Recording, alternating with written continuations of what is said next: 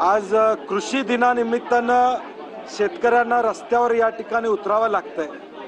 कृषी दिन एका बाजूला आपण साजरा करतोय, शेतकऱ्यांच्या हिताचे निर्णय घेण्याची भूमिका आजच्या दिवशी या ठिकाणी असते आणि त्याच दिवशी या महाराष्ट्राच्या इतिहासामध्ये दुर्दैवानं आज शेतकऱ्यांना आपली जमीन वाचवायसाठी, आपली शेती वाचवायसाठी रस्त्यावर यायला लागतं, याच्यासारखं दुर्दैव कुठलं नाही।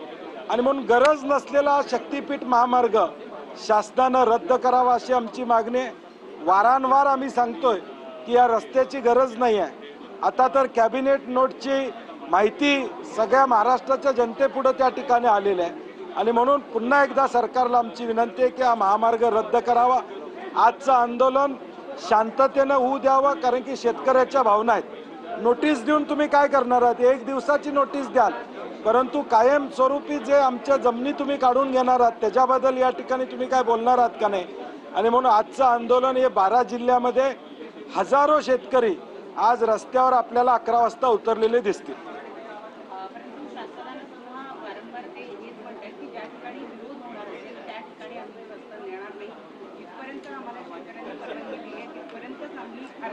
नाही, मग अटास्कससाठी ज्यावेळी तुम्ही कनेक्टिव्हिटीचा विषय करता, नागपूर टू गोवा अशा पद्धतीची कनेक्टिव्हिटी तुम्ही सांगता, शक्तीपीठांची कनेक्टिव्हिटी सांगता, मग टप्प्याटप्प्यानं रस्ते करण्याला अर्थ काय असणार आहे? याचा अर्थ की जिथं विरोध तोडून काढता येतोय, मोडून काढता येतोय, तिथं रस्ता करायचा आणि हळूहळू तो पुढचा विरोध मोडून काढायचा, हे एक षडयंत्र आहे। आणि म्हणून 12 जिल्ह्यातल्या लोकांचा विरोध आहे।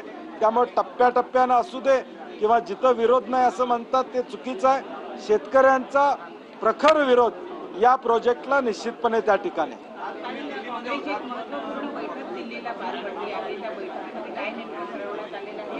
यादी आलेली आमच्याकडे बदल झालेले आहेत त्या विरोधाचे, परंतु मुंबई महानगरपालिका किंवा राज्याची एकूण काँग्रेसची जी परिस्थिती आहे या संदर्भामध्ये काय महत्त्वपूर्ण निर्णय घेतले? ज्याला जोडून कुठेतरी स्वबळाचा नारा दिला जातो, कारण राज ठाकरेंच्या संदर्भात जर का भूमिका पाहिजे जगदीशलाची, तर ते म्हणतात की आमचा कुठेतरी विरोध आहे राज ठाकरेंच्या उत्तरभारती।